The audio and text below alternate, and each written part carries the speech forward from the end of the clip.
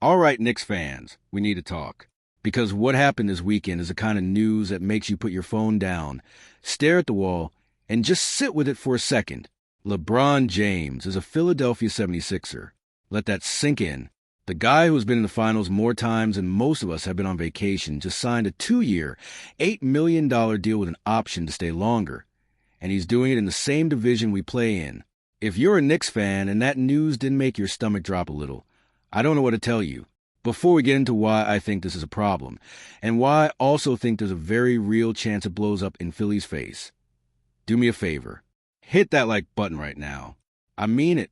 This channel lives and dies by how many of you show up for these breakdowns. And if you're new here, subscribe, because we are covering every single ripple of this story as it develops all the way through training camp. So here's the situation. Philadelphia just went out and built something completely different from the tank and develop era we all remember from the Sam Hinkie days. Forget, trust the process. This is by the process. Mike Ganzi, their new head of basketball operations, looked at his roster and said, why wait around for young guys to develop when I can just go get proven stars and hope it clicks fast? So now you've got Joel Embiid, and former MVP who can still drop 40 on a good night when his body cooperates. You've got Tyrese Maxey, 25 years old, and already one of the best pure scorers in the East. You got Jaylen Brown, fresh off a blockbuster trade out of Boston, a guy who can be a number one option on most nights. You've got VJ Edgecombe, who finished third in Rookie of the Year voting and looked like a problem for us in the playoffs back in May. And now, on top of all that, you add a guy with 4 championship rings and 23 years of basketball IQ walking through the door. On paper, I get why people are panicking. On paper, that's a scary roster. But here's where I put my Knicks hat back on and get a little indignant. Because paper doesn't win basketball games. Chemistry does. And chemistry is exactly what Philadelphia does not have. Think about what we have. Our starting 5, Jalen Brunson, Karl-Anthony Towns, Mikal Bridges, OG Anunoby, and Josh Hart, has now played 2 full seasons together. 2 seasons of learning each other's tendencies. 2 seasons of late-game situations. 2 seasons of trusting each other in the huddle when it matters most.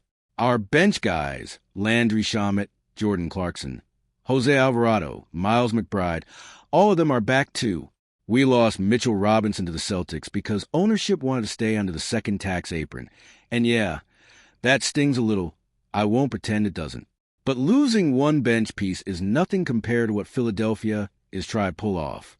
They are asking a 41-year-old man, and he turns 42 by the end of December, by the way, to walk into a locker room and figure out on the fly how to share the ball with 3 other guys who all think they should be taking the last shot. Comment down below. Who do you think takes that final shot in a tie game in April? Is it Embiid? Is it Maxey? Is it Brown? Or does LeBron, at this stage of his career, actually step back and let the young guys cook? Because I genuinely don't know the answer, and I don't think Nick Nurse knows either. And let's talk about health for a second, because this is the part that Philly fans do not want to hear. Embiid has played 57 games combined over the last 2 regular seasons. 57. That's barely worth 1 full season split across 2 years. When healthy, sure, he's terrifying. He dropped 40 on the Pelicans back in January and hit 30 or more 14 times last season. But when healthy has become the most exhausting phrase in Philadelphia sports for a reason. Now you're adding a 41-year-old to that equation. LeBron himself basically confirmed this as his last ride. He called it his final decision in a series of posts, talking about wanting one more shot at that championship feeling. That's a beautiful sentiment. It's also a giant red flag for load management, minutes restrictions, and games where 2 of your 4 stars are sitting out on the same night. Compare that to what we're bringing back. Our starters are healthy, established, and hungry after coming 1 round short last year. This isn't a team trying to figure out who they are. This is a team that already knows exactly who they are and is coming back to finish the job. Now look, I'm not going to sit here and act like this doesn't change anything, because it does. This version of the Sixers is not the version we swept in the 2nd round back in May. That team had Paul George and Kelly Oubre Jr. starting, with Quentin Grimes coming off a bench. This new group is a completely different animal on paper. So when we play them for the first time next season, I promise you, It is going to feel different walking into that building. But I want you to remember something, and this is where I get genuinely fired up as a fan. LeBron had other options. He could have gone back to Cleveland and played with Donovan Mitchell, but Cleveland doesn't have the depth, and honestly, we just beat them in the conference finals after that Game 1 collapse. So that tells you something. He could have gone to Miami and played with Giannis and Bam, which honestly might have been the scarier outcome for us. Instead, he chose Philadelphia, a team that has to figure out chemistry, health, and ego all at the same time, in a Tucson-type championship window that everyone knows is closing fast. So here's my honest take, and I want to know if you agree in the comments. I think this move gets talked about way more in July than it will matter in May. I think there's a real chance this team looks disjointed for the first 2 months of the season, while Nick Nurse tries to figure out rotations with 4 alpha players. And I think health is going to be the story of their season, not talent. Meanwhile, we get to run it back with continuity, with a system that already works, and with a roster that knows how to close games together. Does that mean I'm sleeping on this Philly team? Absolutely not.